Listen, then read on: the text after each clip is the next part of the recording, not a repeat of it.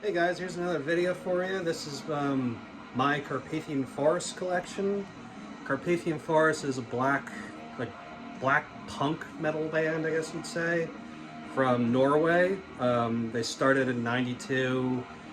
They had a bunch of demos, which I'm like sort of familiar on. I remember kind of liking them. It's been a while since I listened to them. And then in 1995, they released their first EP, Through Chasm Caves and Titan Woods. I just listened to this again recently. It's a very good EP. I enjoy it. There's like 3 blackened punk type songs on here, and 2 of the 3 are really, really good. The third one it's okay. And then there's like kind of like an ambient track where I think he reads like an Edgar Allan Poe poem, and then the last song is very Burzum-y, very atmospheric. Raw production, Nana Frost's vocals are great.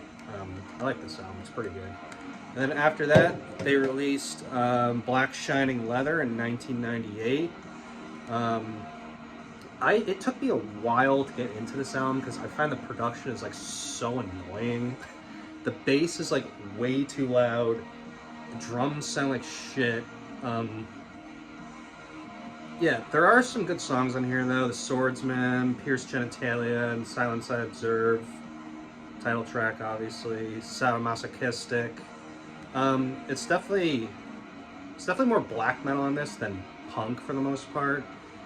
Like I said though, the only downfall is like the production is just it takes a lot to get into, or it leaves much to be desired. But yeah, this is a pretty good album. I guess I'll sort of rank these on the fly. This will give it an 8 out of 10. This will give like it's a 7. I appreciate it more now. I just listened to this recently and it's not bad. And after that, in 2000, they released Strange Old Brew, which is a very good album, but it's a very weird album. Really, really catchy songs on here, like Mask of the Slave,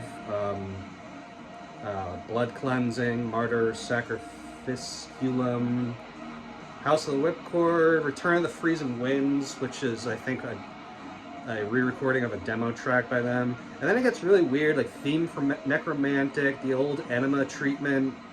It's just like, kind of like ambient songs, and it's just like we don't really need this, but alright. But no, the rest of the album's very good.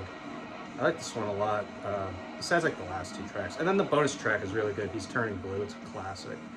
I'd probably give this, I'd give this an 8. It's a good album. After that, in 2001, they came out with Morbid Fascination of Death. This is a very solid album.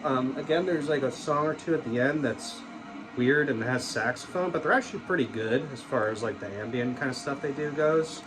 But there's a lot of classics on here. Doomed to Walk the Earth as Slaves of the Living Dead, title track, Knuckleman, Warlord of Misanthropy, and then Carpathian Forest, which is a re-recording of a song off the first EP, very good track.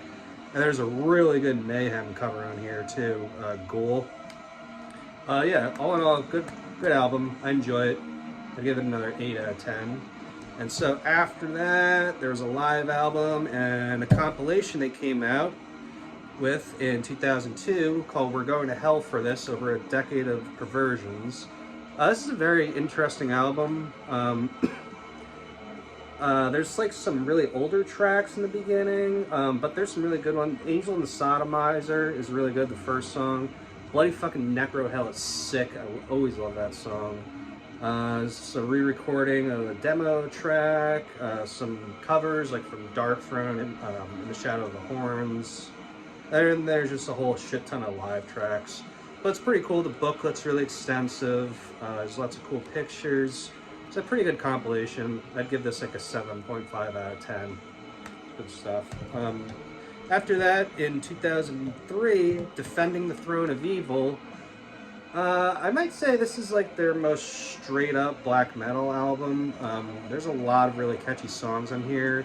Admittedly, it's been a little while since I've heard this, but I do remember it feeling a lot more black metal, like probably the most black metal feeling since Black Shining Leather.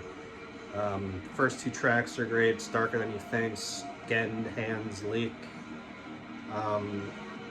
Yeah, it's been a while since I've heard this, but I do remember liking it a lot. Off of memory, I'd probably give it an 8 out of 10. It's good stuff. The thing about Carpathian Forest is like they're not like the most amazing band, but they're pretty damn consistent and they're a lot of fun. And normally I don't go for like fun music, like dumb pizza thrash or any of that shit, but it's like dark humor and it's very like, I don't know, has a very good fuck you attitude to it. And then after that, they had a compilation, which I used to have, but I'm pretty sure I got rid of it for whatever reason. I think I was just like purging my CD collection. And then in 2006, they released Fuck You All, which is probably their least good album. There are good songs in here: Frostbitten Woodlands in Norway, Start Up the Incinerator, Submit to Satan. And then it kind of just tapers off. The songs get really, it's very minimalistic and it's very punky, which I like minimalism, but minimalism punk doesn't really do it for me. I mean, like, Shut Up, There Is No Excuse to Live is very good. Number 6, Deep Frist, it has a really cool ending. But overall, there's definitely some clunkers on here, but the good songs are really good. And yeah, this was their last full length in 2006. I'd probably give this a 6 out of 10. It's good. It's not amazing. But yeah, and then they had an EP in 2018, which I remember not really liking. It just kind of felt empty. But yeah, hopefully I'm going to see them next year at Maryland Death Fest, which I'm looking forward to. I've listened to them for like years now, and they definitely have some fucking bangers. Not the most amazing band in the world, but pretty good band. So that's it. That's my Carpathian Forest collection. Hope you guys enjoyed it, and I'll catch you later.